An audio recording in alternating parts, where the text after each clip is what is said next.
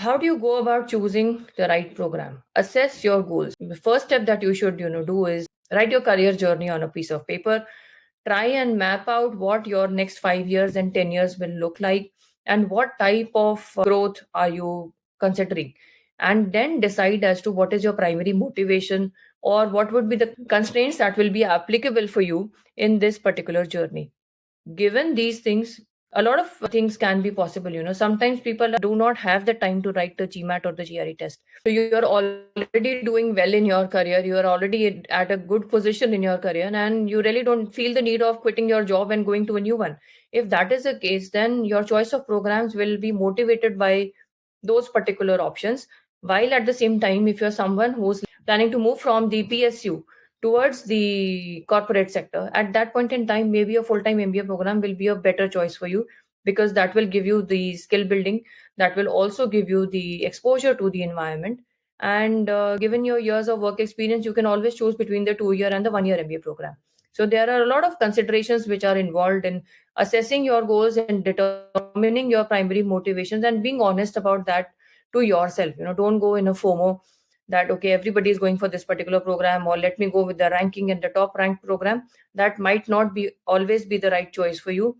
There are a lot more options that you can avail today. So be open to researching all of them and evaluating all of them. In case you need any help with the evaluation of what particular type of programs will be suitable for you, feel free to get in touch with us.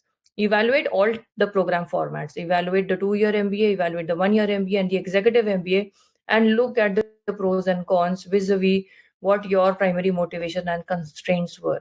Once you have done that, only then you will be able to earmark which 2 or 3 formats will be more suitable for you. First, select the format and then select the program. Then consider the network. A huge part of your takeaway from the MBA program is the network that you build. So explore the alumni profiles and consider the network or the cohort composition that you would like to be a part of, that really help you prepare for the career advancement that you're looking for. So consider the network when you are evaluating the program, and then also prioritize the programs which will align with your long-term professional goals. Don't look at only the short term. A lot of people are only considering the placement reports to evaluate what program that they want to go to.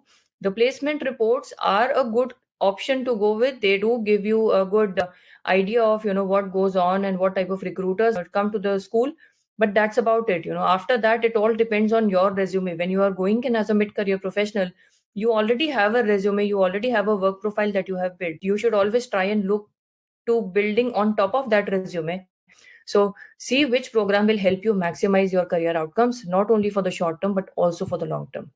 So guys, this is what I wanted to discuss with you today. In case you have any questions, or in case you want to discuss your career options or assess your goals and evaluate program formats, feel free to reach out to us, and you can always schedule a call with us, and we'll be happy to discuss these in detail.